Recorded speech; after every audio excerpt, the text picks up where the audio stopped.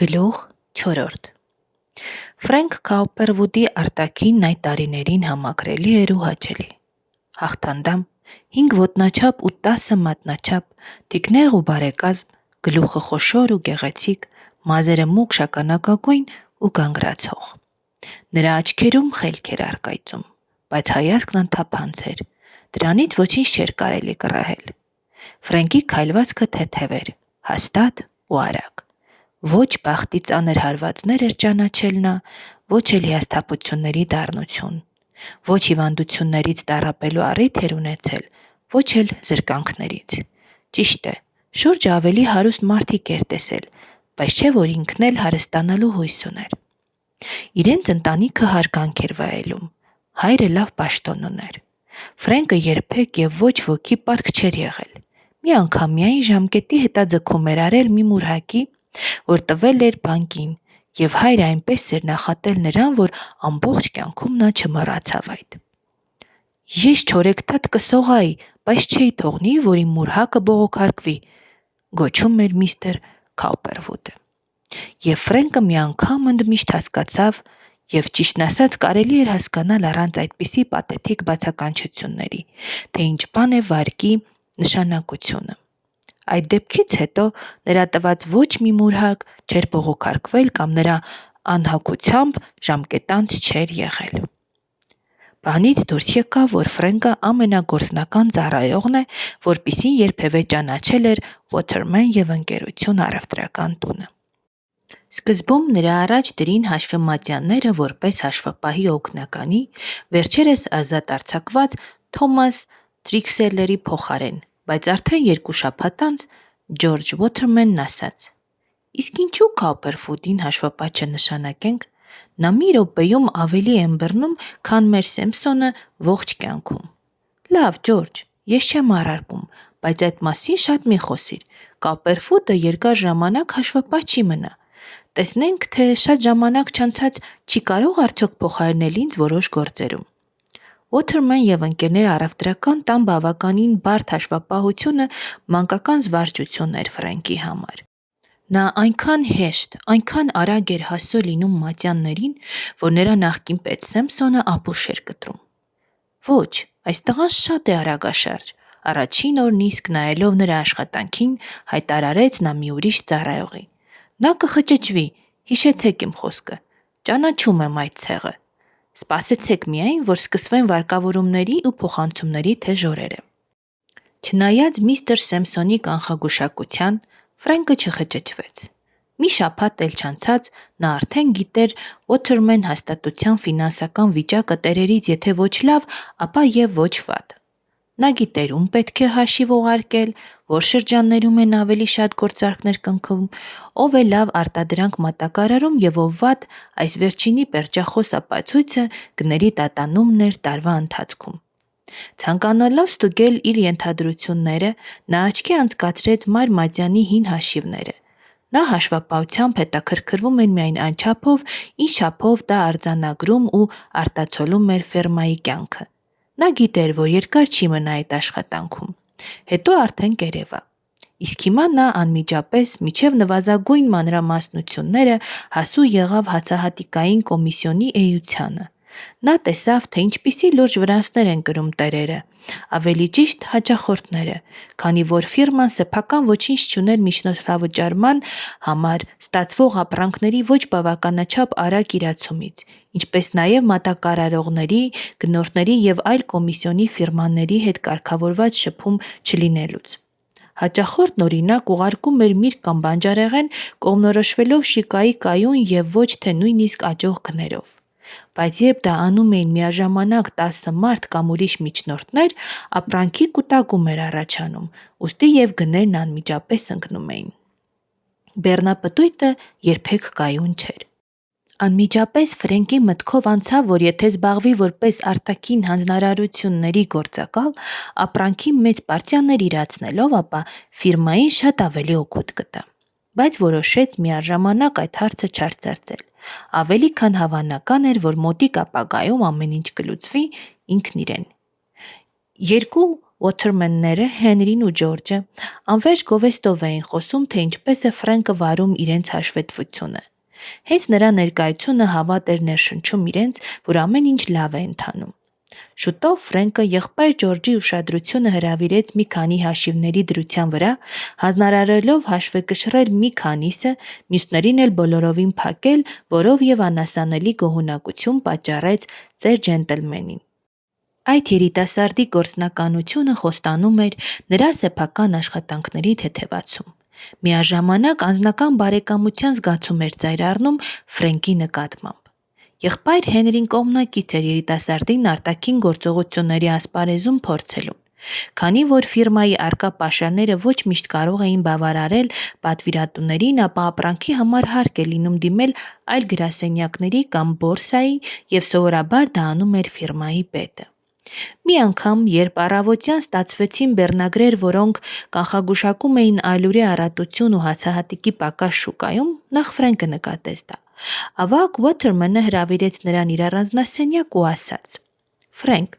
ես ձեզ կխնդրեի մտածել ու ասել, թե ինչպես դուրս գանք ստեղծված դրությունից։ Վաղը ալյուրի կուտակում կառաջանա մեզ մոտ։ Մենք չենք կարող պահելավարձ վճարել, մինչդեռ առկա պատվերները չեն սպառի ամբողջ ապրանքը։ Այնինչ հացահատիկի պակաս են զգում։ Գուցե դուք կարողանաք ավելորդ ալյուրը ծախել որևէ միջնորդի եւ բավականաչափ հացահատիկ ճարել պատվերները բավարարելու համար»։ «Կփորձեմ», պատասխանեց Քոուփերֆուդը։ Իր հաշվապահական գրքերից Ֆրենկն իմանում էր տարբեր կոմիսիոն գրասենյակների հասցեները։ Գիտեր, թե ինչ ունի տեղական ապրանքային բորսան եւ ինչ կարող են առաջարկել այդ ասպարեզում աշխատող այս կամ այն միջնորդները։ Ստեղծված ապրանքակուտակումը վերացնելու առաջարկությունը նրա սրտով էր։ Շատ հաճելի էր կրկին թարմոթում լինել ու տնետուն ման գալ։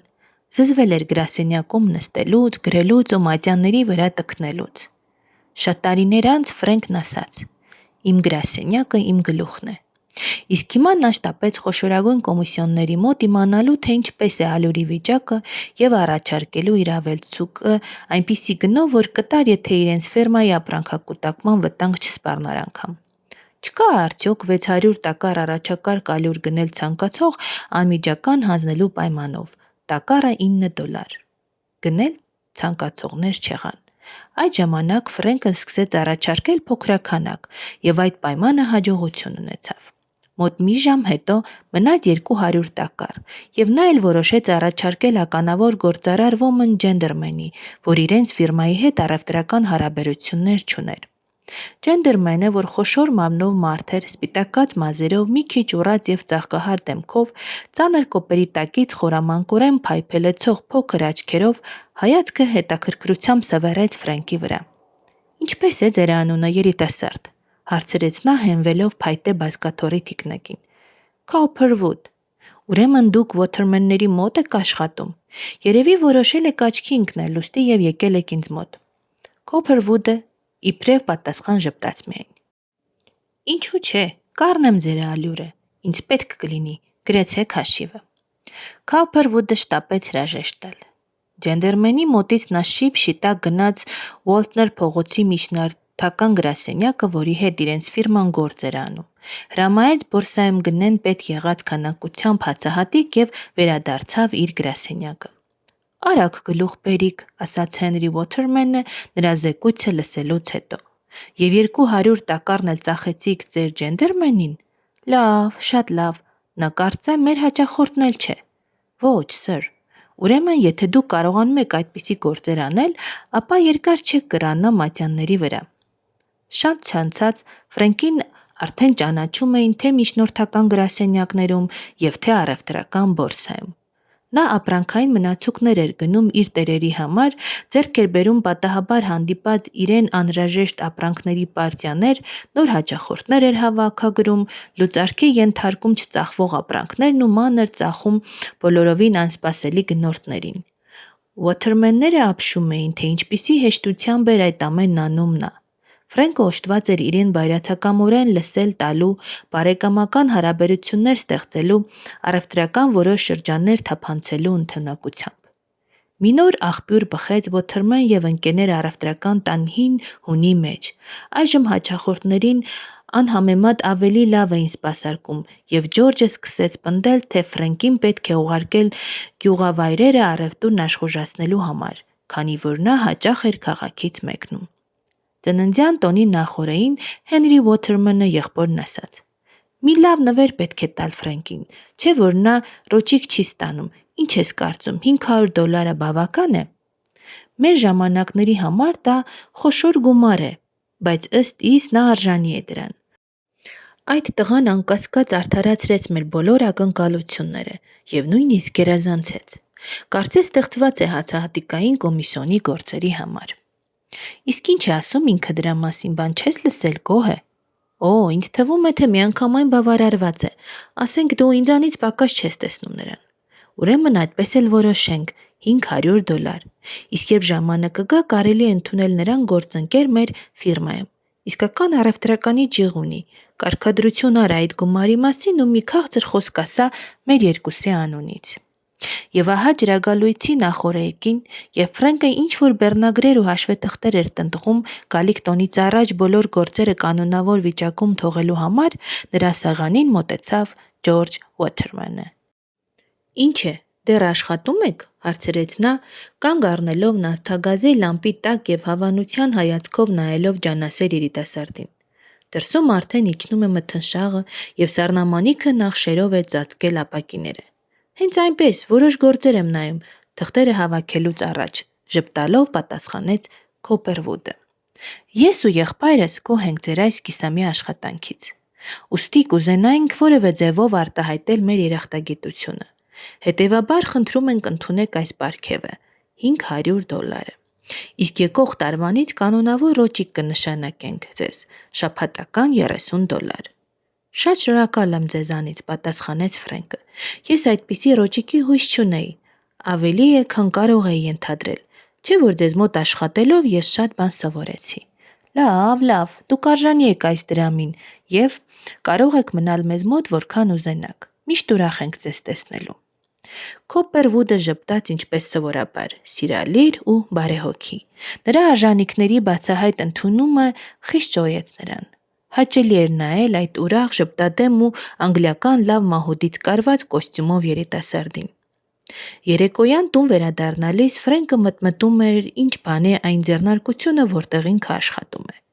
Նա նվազագույն ցանկություն իսկ չուներ երկար մնալու այդ պաշտոնում, չնայած պարգևներին ու խոստացված ռոճիկին։ Ոթերմեն եղբայրները երախտագետ էին իրեն, ինչ զարմանալի բան կար այդտեղ։ Եռանդուն աշխատող էր և ինքն էլ գիտեր այդ։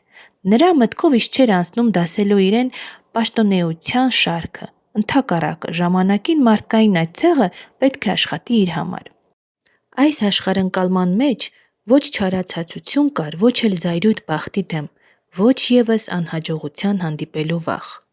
Իր տերերին դիտում էր նա որպես որոշ տիպի գործարարների, տեսնում էր նրանց թուլություններն ու թերությունները, ինչպես չափահաս մարդն է տեսնում մանկան թերությունները։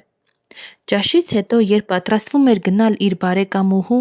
Մարջորի Սթեֆորդի մոտ, Ֆրենկը հորը պատմեց ստացած պարգևի և խոստացած ռոճիկի մասին։ Հիանալի է, ուրախացավ Քոփերվուդ ավագը։ Դու նույնիսկ ավելի մեծ առաջադիմություններ ես անում, քան ենթադրում էի։ Պետք է կարծել, թե նրանց մոտ չես մնա։ Ոչ, չեմ մնա, եկող տարի կհեռանամ նրանցից։ Ինչու՞։ Ինչ ասեմ, չի քաշում։ Վատ գործ չէ, բայց կուզենայի իմ ուժերը փորձել դրամական բորսայում։ Դա ավելի հետաքրքիր է ինձ համար։ Իսկ չես կարծում, թե լավ բան չես անի քո տերերի հանդեպ, եթե վաղօրոք չնախազգուշացնես նրանց։ Ամենևին,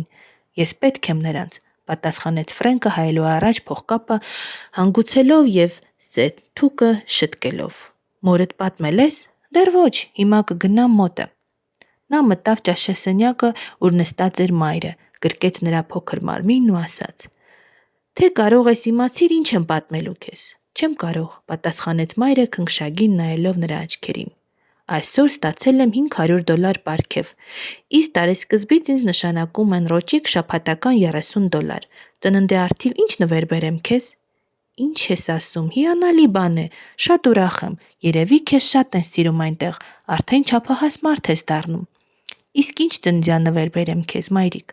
Ոչինչ, ոչ մի բանի պետք չունեմ, իմ երեխաները բավական են ինձ։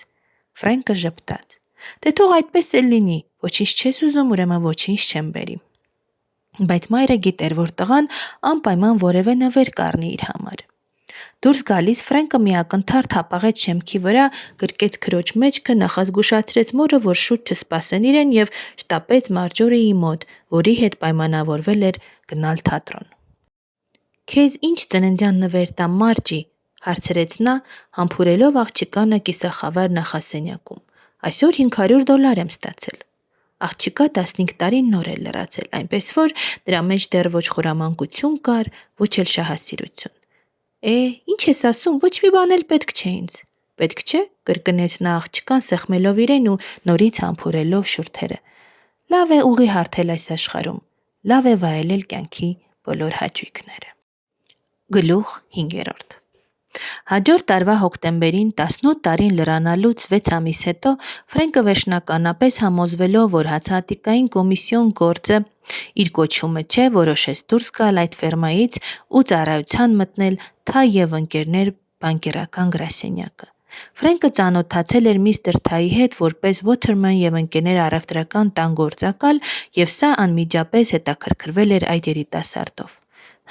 Ինչպես են ձեր տերերի գործերը, երբեմն բարեմտորեն հարցնում էր նա։ Եվ կամ ասացեք խնդրեմ, աճում է ձեր մուրհակային թղթապանակը։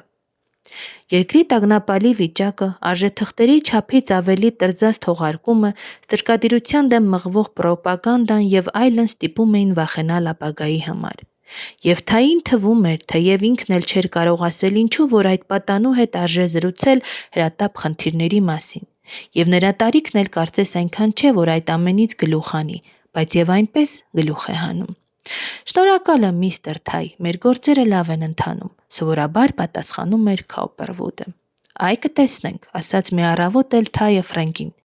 Եթե ստրկատիրության դեմն ուղված այս պրոպագանդան չդադարի, մենք դեռ շատ վշտեր կճաշակենք։ Հենց այդ ժամանակ մի գուբացու պատկանող մի ստրուկ վերցված էր իր տիրոջից ու ազատ արձակված, որովհետև ըստ Պենսիլվանիայի օրենքների ամեն մի նեգր այդ նահանգի տերիտորիայում գտնվելու դեպքում թեկուզ և տարանցիկ կերպով ազատություն էր ստանում։ Այս դեպքը մեծ իրարանցում առաջացրեց։ Մի քանի մարդ ձերբակալվեցին, թերթերը անասանելի աղմուկ բարձրացրեցին։ Երբեք չեմ հավատա, որ հարավը կհանդուրժի իրերի այսպիսի վիճակը։ Դա խառնաշփոթ կառաջացնի մեր գործերի մեջ և պետք է ենթադրել նաև մյուս ասպարազներում։ Կհիշեք իմ խոսքը, մենք բանը կհասցնենք այն կետին, որ հարավային նահանգները կանջատվեն։ Միստր Թայն այս իմաստուն խոսքերն ասաց իռլանդական նկատելի շեշտով։ Այո, այդ կողմն է թեքվում, անխռով պատասխանեց Քաուպերվուդը։ Եվ այստեղ ոչինչ չի կարելի անել։ Նեգրն իհարկե չարժե այս բոլոր խռովությունները, բայց նրա օգտին արվող ագիտացիան շարունակվելու է։ Էլ ինչով պիտի զբաղվեն զգայուն մարդիկ։ Դա խիստ կվնասի հարավի հետ կատարվող մեր առևտրին։ Ես էլ այդ կարծիքին եմ և ամեն կողմից էլ նույնն եմ լսում։ Երիտասարդ Քաուպերվուդի մեկնելուց հետո միստր Թայը զբաղվեց մի ուրիշ հաճախորդով, բայց մեկ էլ տեսար հիշեց այդ պատանուն, որն ապշեցրել էր իրեն ֆինանսական գործերի մասին արած դատողությունների խորությամբ ու ողջամտությամբ։ Եթե այդ երիտասարդն ուզենա փոխել իր աշխատանքի տեղը, կառաջարկեմ դա ինձ մոտ, եզրակացրեց նա, և մի անգամ էլ Ֆրենկին ասաց. Չէի կուզենա ձեր ուժերը փորձել դրամական բորսայում, հենց հիմա մի ազատ պաշտոն ունեմ։ Հաճությամբ, ժպտալով պատասխանեց Քաուպերվուդը նկատելիորեն շոյված։ Ես ինքս էլ պատրաստվում էի այդ բանի մասին խնդրել ձեզանից։ Ինչու՞ չէ, եթե որոշել եք գալ ինձ մոտ, այդ պաշտոնը ձերը կլինի, եկեք, երբ հարմար նկատեք։ Ես պետք է նախօրոք հայտնեմ իմ տերերին, նկատեց Ֆրենկը, չեք կարող սպասել 1 կամ 2 շաբաթ։ Անշուշտ, շտապելու բան չկա, կանոնավորեցեք ձեր բոլոր գործերը։ Ես բնավ չեմ ուզում Ոթերմեններին դժվարին կացության մեջ դնել։ 2 շաբաթ հետո միայն Ֆրենկը հրաժեշտ տվեց Ոթերմենների ընկերությանը։ Նրան հետաքրքրում, բայց ամենևին չէին արբեցնում իր առաջ բացված հեռանկարները։ Միստր Ջորջ Ոթերմենը խիստ տխրեց, իսկ միստր Հենրիին այդ դավաճանությունը ջղայն վիճակի մատնեց։ Իսկ ես կարծում էի, թե հավանում եք մեր գործը, բացականչեց նա, երբ Քաուպերվուդը հայտնեց նրան իր որոշումը։ Չլինի թե դժգոհ եք Ռոճիկից։ Ոչ, միստր Ոթերման, պարզապես ուզում եմ բորսայի գործով զբաղվել։ Ինչ արած, ցավում եմ, շատ եմ ցավում։ Չեմ ուզում տարհամոզել ձեզ, եթե դա ի վնաս ձեր շահերին է։ Դուք ավելի լավ եք հասկանում։ Բայց ես ու Ջորջը պատրաստվում ենք որոշ ժամանակ հետո առաջարկել ձեզ դառնալ մեր բաժնընկերը։ Մինչդեռ դուք հանկարծ առանց պատճառի վեր կացաք ու ցտեսություն։ Չէ՞ որ մեր գործի մեջ գրողը տանի, կարելի է լավ փող վաստակել։ Գիտեմ, ժպտալով պատասխանեց Քաուպերվուդը, բայց սա իմ սրտով չէ։ Ես այլ ծրագրեր ունեմ։ Չեմ ուզում նվիրվել հացահատիկային կոմիսիոն գործին։ Հենրի Ոթերվոնը ոչ մի կերպ չէր կարող ըմբռնել, թե ինչու այս ասպարեզը չի հետաքրքրում Ֆրենկին, քանի որ նա բացահայտորեն առաջ էր գնում այդտեղ։ Բացի դրանից նա վախենում էր, որ երիտասարդի հեռանալը կարող է վնաս հասցնել ֆիրմայի գործերին։ Շատ չանցած Քոուպերվուդը եկավ այն եզրակացության, որ նոր աշխատանքը շատ ավելի իր ճաշակով է, թե հեշտ է, թե ձեռնտու։ Նախ եւ առաջ թեկուզ այն, որ Թա եւ ընկերներ ֆիրման տեղադրված է մի գեղեցիկ քարաշեն տեղնականաչ շենքում համար 66 տանը։ Հարավային երրորդ փողոցում, որը այդ ժամանակ, ինչպես եւ շատ տարիներ անց, ֆինանսական աշխարհի կենտրոնն էր։ Հենց նրանց կողքին էին գտնվում ոչ միայն Ամերիկայում, այլև նրա սահմաններից դուրս էլ հայտնի բանկերական տներ, ինչպիսիք են օրինակ Դրեքսելը եւ ընկերներ, Երրորդ ազգային բանկը, Առաջին ազգային բանկը, ինչպես նաև դրամական բորսան եւ այլ նման հաստատություններ։ Մոտակայքում ծվարել էին մոտ 2 տասնյակ ավելի փոքր բանկեր ու բորսայական գրասենյակներ։ Ֆիրմայի ուղեղը հանդիսացող Էդվարդ Թայը բնիկ բոստոնցի էր, որդին այդ պահպանողական քաղաքում առաջադիմած ու հարստացած մի ներգաղթած իռլանդացու։ Ֆիլադելֆիայում պարոն Թային հրապուրել էր սպեկուլյացիայի լայն հնարավորությունը։ Ամենահարմար վայրն է սա այն մարդու համար, ով կարող է ականջը սրած պահել։ Իռլանդական թեթև առոգանությամբ ասում էր նա իր բարեկամներին։ Եվ իրեն համարում էր հենց այդպիսի մարդ։ Միջահասակ էր նա, ոչ շատ գեր, թեթև մի քիչ վաղաժամ ալեհեր մազերով, բնավորությամբ կենսուրախ ու բարեհոգի, միաժամանակ եւ տաքարյուն ու ինքնավստահ։ Նրա վերին շրթունքի վրա ցցված էին կարճ խուզած սպիտակ բեղերը։ Փորձանք է այս պենսիլվանիացիների հետ գործ ունենալը, կանգատվում էր նա արդեն տեղափոխվելուց հետո, երբեք կանխիկ չեն վճարում։ Այդ ժամանակ Պենսիլվանիայի, ուստի եւ Ֆիլադելֆիայի վարկը, չնայած նահանգի հարուստ լինելուն, խիստ ցածր էր։ Եթե բանը հասնի պատերազմի, ասում էր միստր Թայը, ապա պենսիլվանիացիների ահագին գումարտակներ կսկսեն մուրհակներ առաջարկել իրենց ճաշի համար։ Եթե 2 դար ապրեի, կհարստանայի Պենսիլվանիան մուրհակներ ու պարտաթղթեր առնելով։ Մի օր չէ, մի օր երևի կվճարեն, բայց Աստված իմ, որքան դանդաղ է դա արվում։ Ես գերեզմանում պառկած կլինեմ, նախքան նրանք կվճարեն թեկուզ եւ իրենց պարտքի տոկոսները։ Նա չէր սխալվում։ Նահանգի ու քաղաքի ֆինանսները ողորմելի վիճակում էին։ Թե մեկը եւ թե մյուսը բավական հարուստ էին, բայց քանի որ գանձարանը կողոպտում էր ամեն ոք, ով չէր ալարում եւ ամեն կերպ, ապա բոլոր նոր նախաձեռնումները նահանգում պահանջում էին նոր պարտավորաթղթերի թողարկում։ Այդ պարտատոմսերը կամ ինչպես անվանում էին դրանք պարտավորագրերը, երաշխավորում էին տարեկան 6%, բայց երբ գալիս էր տոկոսները վճարելու ժամկետը, քաղաքի կամ նահանգի գանձապետը դնում էր ներկայացված օրվա թվականը կրող կնիկ եւ այդ օրվանից էլ տոկոսներն սկսում էին բանել ոչ միայն անվանական գումարի, այլև կուտակված տոկոսների համար։ Այլ կերպ ասած, դա տոկոսների աստիճանական կուտակում էր։ Կանխիկ դրամի կարիք ունեցողները դրանից շատ քիչ օգուտ ունեին, որովհետև այդպիսի պարտավորագրերը գրավ դնելիս բանկերը տալիս էին նրանց կուրսային արժեքի 70%-ից ոչ ավելի։ Իսկ ծախվում էին դրանք ոչ թե ըստ պարիտետի, այլ 100-ի դիմաց 90։ Կարելի էր անշուշտ գնել դրանք օգուտով, բայց շատ երկար սպասել էր պետք։ Այդ պարտավորագրերի վերջնական ետգնումը դարձյալ կապված էր ամեն տեսակ խարդախությունների հետ։ Իմանալով, որ այս կամ այն պարտավորագրերը գտնվում են լավ ծանոթների ձեռքին, գանձապետը հրապարակում էր մի հաղորդագրություն, թե վճարելու են այսինչ համարները, այսինքն հենց այն, որ հայտնի էին նրան։ Ավելին, Միացյալ Նահանգների ամբողջ դրամական սիստեմը այն ժամանակ նոր էր սկսում կատարելապես քաոսային վիճակից անցնել մի քիչ կանոնավորության հիշեցնող վիճակի։ Միացյալ Նահանգների բանկը, որ հիմնել էր Նիկոլաս Բիդլը, վերջնականապես լուծարկի ենթարկվեց 1841 թվականին։ 1846 թվականին Միացյալ Նահանգների ֆինանսների մինիստրությունը կազմակերպեց գանձարանների իր սիստեմը, եւ այնուամենայնիվ այնքան շատ անվստահելի բանկեր կային, որ դրամափոխության մի փոքրիկ գրասենյակի տերը պարտավոր էր լինել վճարունակ եւ անվճարունակ ձեռնարկությունների տեղեկատուն։ Դրությունը ճիշտ է հետզհետե բարելավվեց, քանի որ հեռագիրը հեշտացնում էր բորսայական կուրսի ընթացքի փոխանակումը ոչ միայն Նյու Յորքի, Բոստոնի ու Ֆիլադելֆիայի միջև, այլ նույնիսկ տեղական բորսայական միջնորդի գրասենյակի ու դրամական բորսայի կապը։ Այլ կերպ ասած, սկսեցին գործածության մեջ դրվել կարճ հեռավորության վրա աշխատող մասնավոր հեռագրական ծրագրեր։ Ինֆորմացիայի փոխանակումը օրորի վրա դարձավ ավելի պարզ, մատչելի ու սկսեց կատարելագործվել։ Երկաթուղիներն արդեն ձգվեցին դեպի հարավ, արևելք, հյուսիս ու արևմուտք։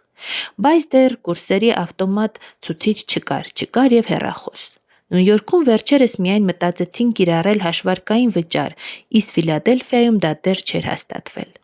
Դրան փոխարինում էին բանկերի ու բորսայական գրասենյակների միջև վազվզող ցրիչները, ովքեր ամփոփում էին հաշիվները բանկային հաշվեգրքույկներում, մուրհակների փոխանակում կատարում եւ շաբաթը մի քանի անգամ բանկ տանում ոսկեդրում պարտքի վերջնական հաշվեհարդարի միակ միջոցը, որովհետեւ այդ տարիներին պետական կայուն վալյուտ գոյություն չուներ։ Բորսայում, երբ զանգը ազդարարում էր, թե դադարեցված են այդ օրվա գործարքները, սրահի մեջտեղը ճիշտ ինչպես Լոնդոնում շրջան էին կազմում հաշվարկային գրագիր կոչվող երիտասարդներ, ստուգում ու հանրագումարի բերում ամեն տեսակ գնումներ ու վաճառքներ, ջնջելով դրանցից այնպիսիք, որոնք փոխադարձաբար մարվում էին ֆիրմաների միջև կատարած կրկնակի գործարքների հետևանքով։ Նայելով հաշվագրքերին, նրանք գոռում էին այդ օրը կատարված գործարքները։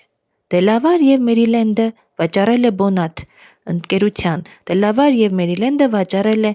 Թայ ընկերության եւ այլն։ Այս եղանակը պարզեցնում էր ֆիրմաների հաշվապահությունը, արագացնում ու աշխուժացնում գործարքները։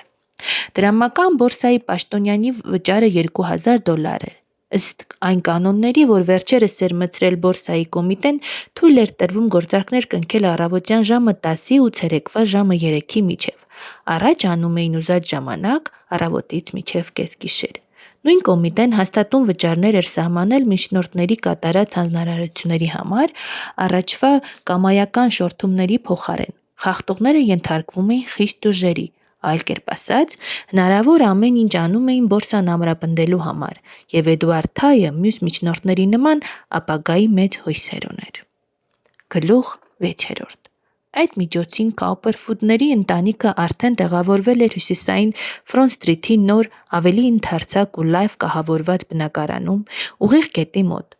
Տունը քառահարկ էր, ճակատի երկարությունը 25 ոտնաչափ, տնամերձ բակ չկար։ Կաուպերվուդներն սկսեցին ժամանակ առ ժամանակ ոչ մեծաթիվ ընդունելություններ կազմակերպել առևտրի տարբեր ճյուղերի այն ներկայացուցիչների համար, որոնց հանդիպում էր Հենրի Կաուպերվուդը իր գործունեության ընթացքում, որը անշեղորեն տարել էր նրան գլխավոր գանձապահի պաշտոնին։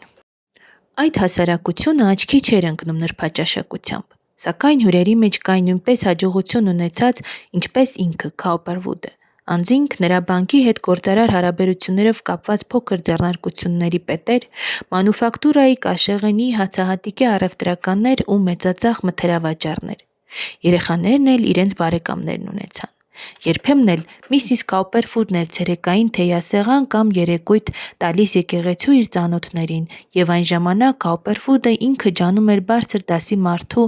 դեր կատարել, որը սովորաբար ոչ այլ ինչ էր, եթե ոչ այն, որ բարեհոգի անմիտ տեսքով կանգնում ու ողջունում էր իր կնոջ հյուրերին, եւ որովհետեւ նա կարողանում էր լուրջ հանդիսավար արտահայտություն տալ դեմքին եւ լսել ընդարձակ պատասխան չպահանջող ողջույններ, ապա այդ արարողությունը առանձնապես ծանր բերդ չէր նրա համար։ Կաուպերվուդների տանը երբեմն երգում էին, երբեմն մի քիչ պարում։ Շրջանցած սկսեցին հյուրեր գալ պարզապես ճաշի, մի բան, որ առաջ երբեք չէր լինում։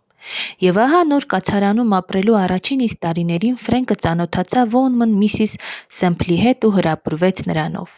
Այդ կնոջ ամուսինը կոշիկի խոշոր վաճառատուն ուներ 3-րդ փողոցին մոտիկ Չեսթունդ Սթրիթում եւ արդեն մտածում էր երկրորդն էլ բացել նույն փողոցում քիչ հեռու։ Մի երեկո էլ Սեմփլն ու կինը այցի եկան Կաուպերվուդներին։ Միստր Սեմփլը ուզում էր տան տիրոջ հետ խոսել քաղաքում նոր սկիզբ առած փոփոխության, նոր տեսակի ձիաքարշ երկաթուղու մասին։ 1.5 մղոնանոց փորձնական գիծը, որ կառուցել էր Հյուսիս Պենսիլվանյան երկաթուղային ընկերությունը, նոր էր շահագործման հանձնվել։ Սկիզբ առնելով Ուիլո փողոցից, այդ գիծը գնում էր Ֆրոնտ Սթրիթի երկայնքով մինչև Ջերմանթաուն Ռոդը, այնտեղից էլ զանազան փողոցներով հասնում էր այնտեղին, որ հայտնի էր Կոհոքսինգ կայարան անունով։ Կարծում էին, թե փոխադրության այդ ձևը աստիճանաբար ետ կմղի հարյուրավոր հանրակարգեր, որոնք երթևեկում էին քաղաքում և խիստ դժվարացնում հետիոտն շարժումը առևտրական թաղամասում։ Երիտասարդ Քոուպերվուդը սկզբից էլ հետաքրքրվեց այդ ձեռնարկությամբ։ Երկաթուղային գործը ընդհանրապես գրավում էր Ֆրենկին, սա էլ նրա տարատեսակն էր, մասնավոր ձևի։ Ձիաքարշը աշխույժ վիճաբանություններ էր առաջացնում և Ֆրենկը ուրիշ հետաքրքրասերների հետ գնաց տեսնելու դա։ Տարօրինակ ու անսովոր տեսքի մի վագոն 14 ոտնաչափ երկարությամբ, 7 լայնությամբ և մոտավորապես նույնքան էլ բարձրությամբ դրված էր երկաթե փոքր անիվների վրա, անհամեմատ ավելի մեծ հնարավորություններ էր ընձեռում ուղևորներին, քան հանրակարգը։ Ալֆրեդ Սեմփլը արդեն լռելային մտածում էր փող ներդնել նախատեսվող երկրորդ գծի մեջ, որը օրենսդրի ժողովի հավանությանն արժանանալուց հետո պետք է անցներ 5-րդ և 6-րդ փողոցներով։ Քոուպերվուդ ավագն այդ ձեռնարկության մեծ ապագա էր գուշակում, թեև դեռ չէր իմանում, թե որտեղից միջոցներ պիտի ճարվեն դրա իրագործման համար։ Ֆրենկն էլ իր կողմից կարծում էր, թե թայ ընկերությունը պետք է հանձն առնի 5-րդ և 6-րդ փողոցների ձիաքարշի գծի բաժնետոմսերի իրացումը, եթե քաղաքը այդ թույլտվությունը տա։ Նա լսել էր, որ բաժնետիրական ընկերությունը կազմակերպվել է և արդեն պատրաստվում է բաց թողնել մեծաքանակ բաժնետոմսեր, որոնք վաճառքի են հանվելու հատը $5, վերջին հաշվով $100 պարտիտետով։ Ֆրենկը շատ էր ափսոսում, որ բավականաչափ փող չունի, որպեսզի այդ բաժնետոմսերից մի պատկառելի կապոց գնի։ Այդ միջոցին Լիլիան Սեմփլը գերեց Ֆրենկին ու տիրացավ նրա երևակայությանը։ Դժվար է ասել, թե ինչն էր երիտասարդ Քոուպերվուդին մղում դեպի այդ կինը, որովհետև ոչ խառնվածքով, ոչ խելքով Ֆրենկին հավասար չէր։ Ֆրենկն արդեն որոշ փորձ էր ձեռք բերել կանանց հետ և առաջվա պես մտերիմ էր Մարջորի Սթեֆորդին։ Լիլիան Սեմփլը, թեև ոչ խելքով, ոչ էլ գեղեցկությամբ գերազանց չէր ուրիշներից, առավել ևս ամուսնացած էր, այնպես որ Ֆրենկը օրինական հավակնություն չէր կարող ունենալ նրա վրա։ Այնուամենայնիվ բոլորից ավելի էր հուզում երիտասարդին։ Լիլիանը 24 տարեկան էր, իսկ ինքը 19, սակայն հոգով ու մարմնով այդ կինը նույնքան երիտասարդ էր թվում, որքան Ֆրենկը։ Բարձրահասակ, տղայից մի քիչ ավելի, թեև սա այդ միջոցին արդեն հասել էր իր առավելագույն հասակին՝ 5 ոտնաչափ և 9.5 մատնաչափ, այնուամենայնիվ Լիլիանը շատ էր պերճագեղ։ Նրանից ճառագում էր մի անայլայլ հանգստություն, որի պատճառն ավելի շուտ ընկալման մակերեսայնությունն էր, քան թե բնավորության ուժը։ Լիլիանի վարսերը խիտ էին, փարթամ ու մոխրագույն երանգով, դեմքը դժգույն, նեղ, համարյա մոմագույն, շրթունքները նուրբ վարդագույն, քիթը ուղիղ։ Նրա գորշ աչքերը, նայած լուսավորության, թվում էին մերթ կապույտ, մերթ թուխ։ Ապշեցուցիչ էին ձեռքերի նրբությունն ու գեղեցկությունը։ Ոչ աշխուժությամբ էր աչքի ընկնում նա, ոչ փայլուն մտքով։ Շարժումները դանդաղ էին և մի տեսակ անգիտակցական պլաստիկ։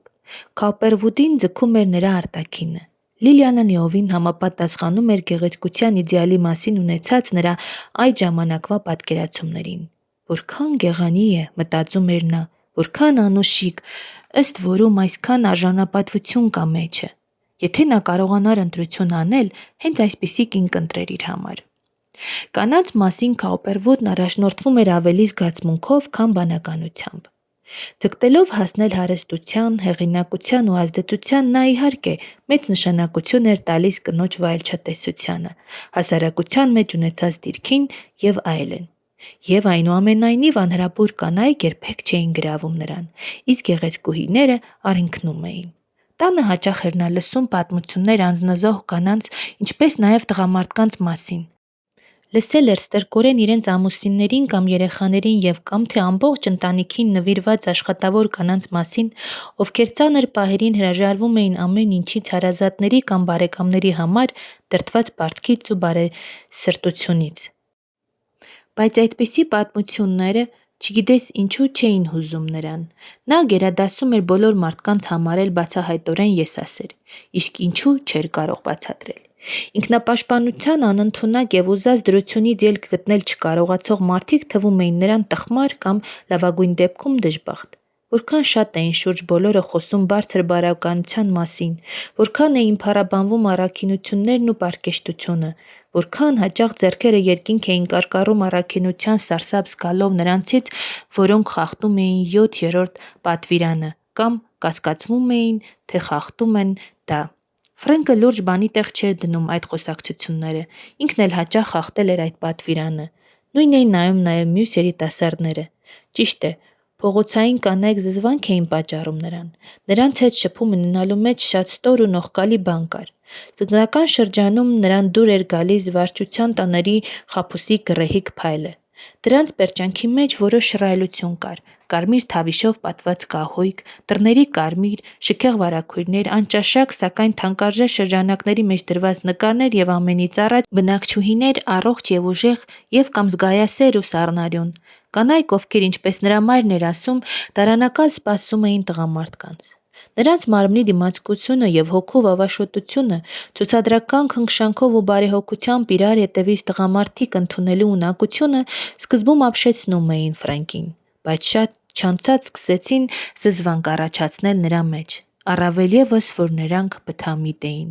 Նրանցից անկարելի էր որևէ կենդանի խոսք լսել եւ երևակայել, որ ուրիշ ոչ մի բանի չէին կարող հասնել նրանք եւ անել։ Նա մտովի պատկերացնում էր նրանց թախծոտ արթնանալը անզուսպ գիշերներից հետո, հոգում կուտակված գարշելի տիրտը, որ մասամբ միայն կարող էին փարատել քունն ու վաստակի ծարավը։ Եվ Ֆրենկին, չնայած նրա երիտասարդությանը, տխրություն էր համակում։ Նա ուզում էր այնպիսի մոտիկություն, որի մեջ լիներ ավելի մտերմություն, նրբաճաշակություն, ինքնատիպություն ու առանձնահատկություն։ Եվ ահա հայտնվեց Լիլիան Սեմփլը, նրա իդեալի լոկ նշույլը։ Այնուամենայնիվ նա ազնվացրեց Ֆրենկի պատկերացումը կանանց մասին։ Նրա մեջ անասնական ուժ եւ սանձարձակություն չկար, ինչպես անառականոցի կանանց մեջ, որոնք կոպիտ ու անամոթ կերպով խախտում էին հանրաճանաչ դոգմաներն ու հայացքները։ Եվ հենց սա էլ բավական էր, որ Լիլիանը դուր գար նրան։ Այս կինն ապրում էր նրա մտքում նույնիսկ այս թեժ օրերին, որոնք բոցի բռնկումների պես լուսավորում էին նրա գործողությունները նոր ասպարեզում, որովհետև բորսայական աշխարհը, ուր նետվեց Կաուպերվուդը, որքան նախնական էլ մեծ թվար այսօր, նրա համար լի էր հմայքով։ Երրորդ փողոցում գտնվող դրամական բորսան, ուր հավաքվում էին միջնորդները, նրանց գործակալներն ու պաշտոնյաները, ընդամենը մի 150 մարդ, բնավ էլ ճարտարապետական ուշագրավ կոթող չէր, այլ մի քառակուսի շենք, 60 ոտնաչափ երկայնքը, նույնքան էլ լայնքը եւ գրավում էր մի քառահարկ տանվերին երկու հարկերը։ Բայց դա զմայլանք էր պատճառում Ֆրենկին։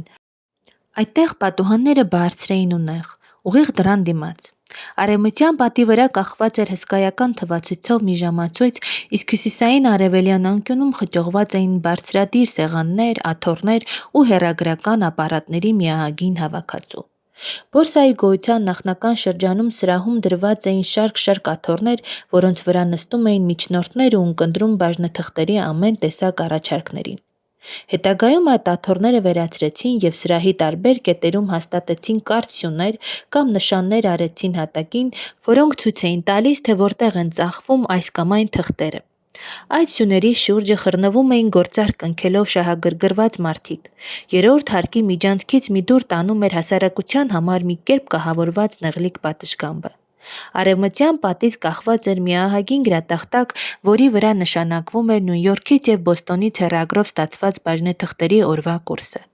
Սրահի մեջտեղը, մի ցածլիկ պատվարի ետևը գտնվում էր պաշտոնական արձանագրողի տեղը, իսկ երրորդ յարուսի բարձրության վրա արևմտյան կողմից կար մի փոքրիկ պատշգամբ ևս, որտեղից բորսայական կոմիտեի քարտուղարը անում էր արտակարգ հաղորդումներ։ Հարավ-արևմտյան անկյունում կար մի դուռ, որը տանում էր այն սենյակը, ուր բորսայի անդամները ծանոթանում էին ամեն տեսակ հաշվետվություններին ու տարեկան տեսություններին։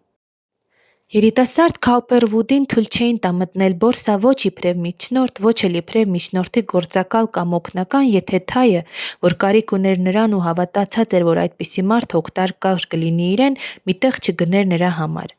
Այդ տեղի արժեքը $2000 նա պարտագրեց Ֆրենկի վրա,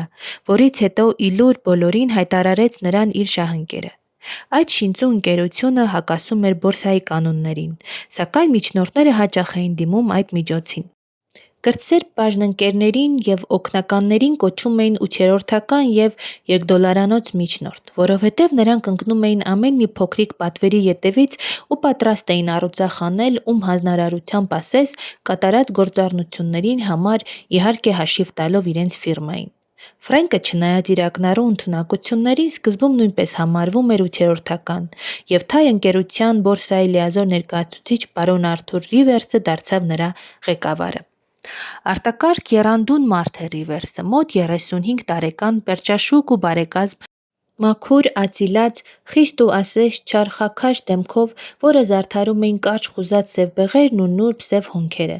Մազերը մեջտեղից երկու հավասար մասի էին բաժանվում, կզակը հազիվ նկատելի երկատվում էր, Ռիվերսի ձայնը մեղմ էր, շարժուձևերը հանգիստ ու զուսպ, նա ամենուրեք ու միշտ բարեկիրթ էր։ Սկզբում Ֆրենկը չէր ըմբռնում, թե ինչու այդպիսի վարժ մի գործարար, ինչպիսին է Ռիվերսը, ծառայում է միստր Թային, բայց հետագայում իմացավ, որ բաժնընկեր է գործին։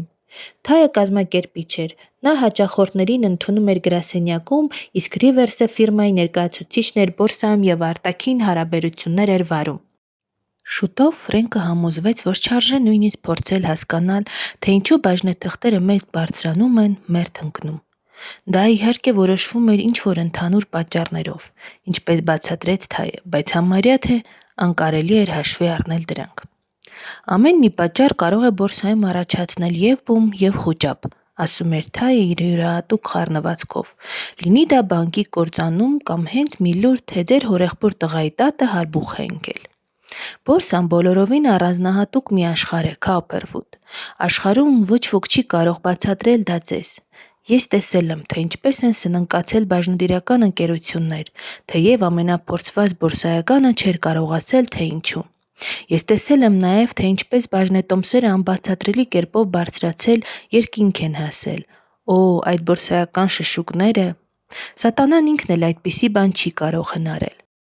Սովորաբար, երբ բաժնետոմսերն ընկնում են, նշանակում է, որ որևէ մեկը բորսա է նետում դրանք վաճառքի համար և կամ թե շուկայում ընդհանուր թուլացություն է։ Երբ բաժնետոմսերը բարձրանում են, նշանակում է, որ կամ իրադրությունը լավ է, կամ մեկը մեծաքանակ գնում է կատարում։ Սա արդեն փաստ է։ Ավելին, ասենք թող Ռիվերսը ծանոթացնի ձեզ դրա բոլոր գաղտնիքներին։ Ես ձեզ մի բան եմ նախազգուշացնելու. երբեք ինձ վնասի տակ չգցեք։ Դա մեծագույն մեղքն է, որ կարող է կատարել իմ գրասենյակի վստահելի անձը։ Այս խոսքի վրա Թայը ժպտաց սիրալիր, բայց բազմանշանակ։ Քաուպերվուդը հասկացավ, բայց դա ոչինչ չավելացրեց նրա տեղեկություններին։ Այդ խորամանկ աշխարհը դուր էր գալիս նրան ու համապատասխանում էր նրա խառնվածքին։ Շշուկներ, շշուկներ, շշուկներ էին գալիս ամեն կողմից, երկաթուղայինների ու ձիաքարշերի շինարարության լայն ծրագրերի, նոր հողեր մշակելու, կառավարության կողմից մաքսային տարիֆները վերանայելու, Ֆրանսիայի Թուրքիայի միջև ծագելիք պատերազմի, Ռուսաստանում և Իռլանդիայում տիրող սովի մասին և այլն, և այլն։ Անդրատլանտյան առաջին հեռագրալարը դեռ չէր անցկացված, և արտասահմանից լուրերը հասնում էին դանդաղ կամ ժլատ։ Այնուամենայնիվ, բորսայի արենայում արդեն գործում էին այնպիսի խոշորագույն ֆինանսիստներ, ինչպես Սայրուս Ֆիլդը, Ուիլյամ Վանդերբիլտը կամ Էֆ. Դրեքսելը։ Սրանք հրաշքներ էին կատարում, և նրանց գործունեությունը, ինչպես նաև դրա վերաբերյալ ամեն տեսակ շշուկներ, վիթխարի դեր էին խաղում բորսայի կյանքում։ Ֆրենկը արագ տիրապետեց գործի տեխնիկային։ Նա իմացավ, որ Եզ էին անվանում նրան, ով գնում էր կուրսը բարձրացնելու հույսով, իսկ եթե այդ միջնորդը արդեն գնել էր մեծ պարտիաներով որոշ արժեթղթեր, ապա դրա մասին ասում էին, որ նա բեռնվել է ծայր աստիճան։ Երբ նա սկսում էր ծախել, այդ նշանակում էր, որ նա իրացնում է իր վաստակը, իսկ երբ նրա մարժը սպառվում էր, նա վառվում էր։ Արջ էին կոչում այն բորսայականին, որը ծախում էր մեծ մասամբ առկա չունեցող բաժնետոմսեր, հուսալով, թե դրանք անկում կունենան, որպեսզի անժամանակ էժան գնի ու ծածկի իր վաճառած գործարքները։ Քանի դեռ նա ծախում էր չունեցած արժեթղթեր, ապա համարվում էր դատարկ։ Իսկ երբ առնում էր բաժնետոմսեր հաճախորդին բավարարելու եւ օգուտը գրպանը դնելու եւ կամ թե կուրսի անընդհատ բարձրանալուց վնասից խուսափելու նպատակով, ապա բորսայի խոսվածքով դա նշանակում էր, որ նա ծածկվում է։ Երբ պարզվում էր, թե նա չի կարող բաժնետոմս ճարել, որպեսզի վերադարձնի նրանց, ումից մինչ այդ փոխեր է առել պատվերը կատարելու համար, դառնում էր անկյուն քշված։ Այդ ժամանակ նա ստիպված էր լինում ծածկել իր պարտքը այն անձանց նշանակած գներով, ում նա եւ ուրիշ դատարկներ արժեթղթեր էին ծախել։ Սկզբնական շրջանում Ֆրենկին զվարճացնում էին երիտասարդ միջնորդներին հատուկ խորհրդավոր տեսքն ու ամենագետ լինելու արտահայտությունը։ Սրանք խիստ անկեղծ ու նույնքան էլ անհեթեթ կերպով կասկածամիտ էին։ Նրանց ավելի փորձված պաշտոնակիցները, որպես կանոն, մնում էին անթափանցելի։ Սրանք անտարբերություն ու անվճռականություն էին ցուցադրում, այնինչ գիշատից ձկների նման զննում էին գայթակղիչ որսը։ Մի ակնթարթ եւ հնարավորությունը ձեռքից ձեռք է թողնված, մի ուրիշը օգտվեց դրանից։ Սրանցից յուրաքանչյուրը մշտապես ձեռքին էր պահում ծոցատետրը։ Ամեն մեկն ուներ աչքով անելու իր ձևը, իր բնորոշ կեցվածքը կամ ժեստը, որ նշանակում էր եղավ, առնում եմ։ Երբեմն թվում էր, թե նրանք համարյա չեն հաստատում իրենց վաճառքն ու գնումները, չէ որ շատ լավ էին ճանաչում իրար։ Բայց թվում էր միայն այդպես։ Երբ բորսայում այս կամ այն պատճառով աշխուժություն էր տիրում,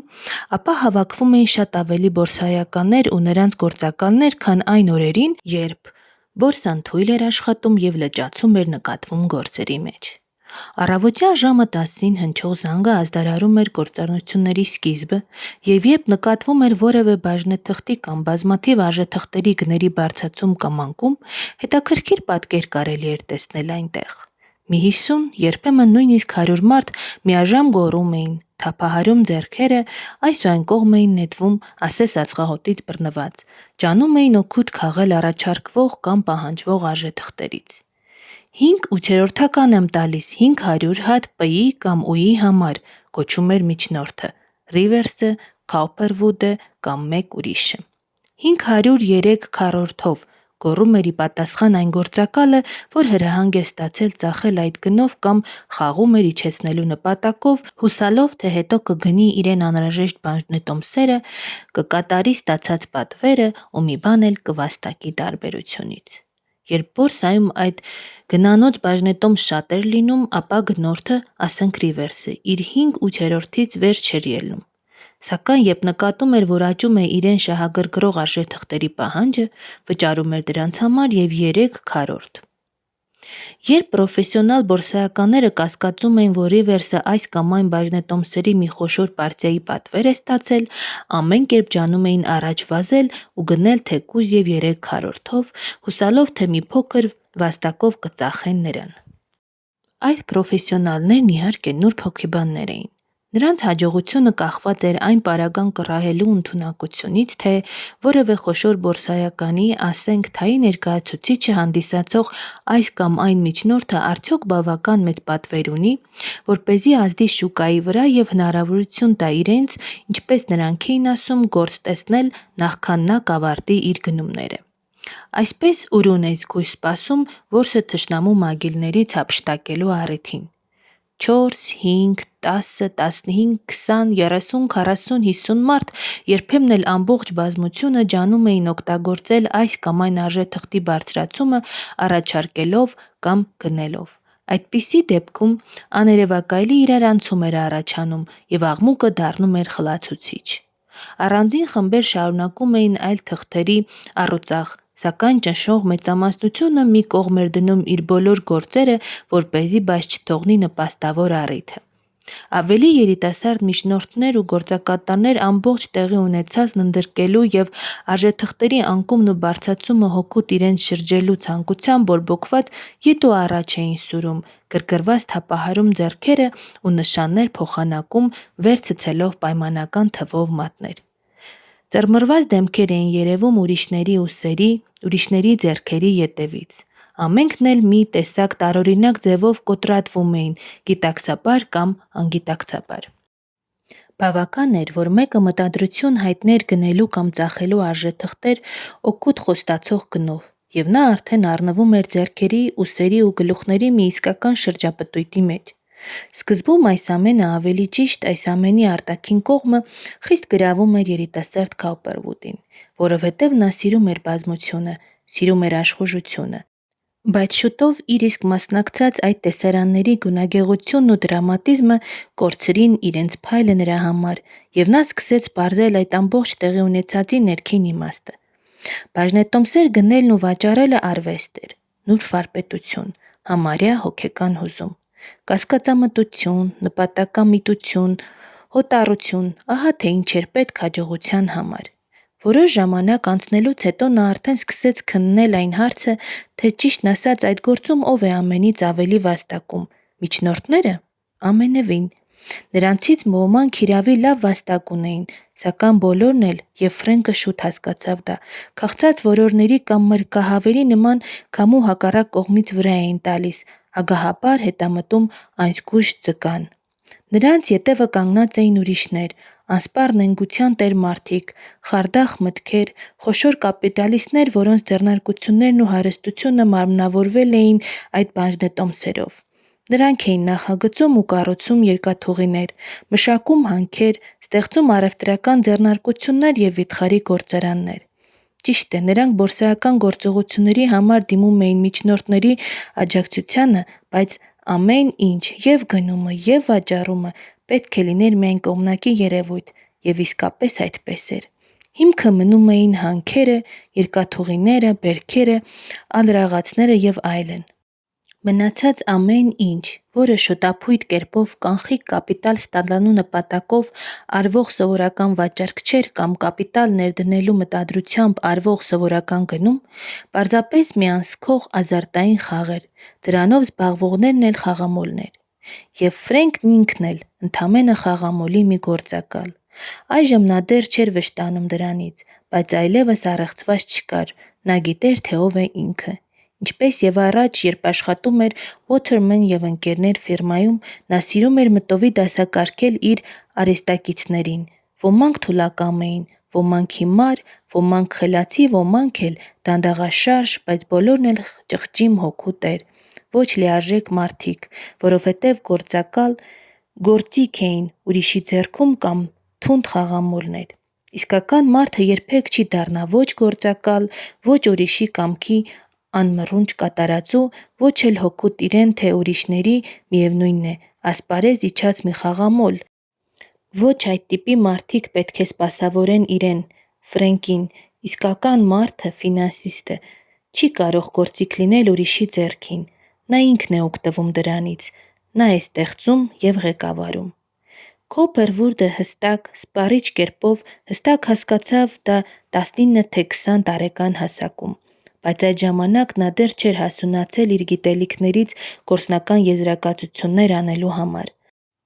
Այնուամենայնիվ, հաստատ հավատացած էր, թե կգա եւ իր ժամը։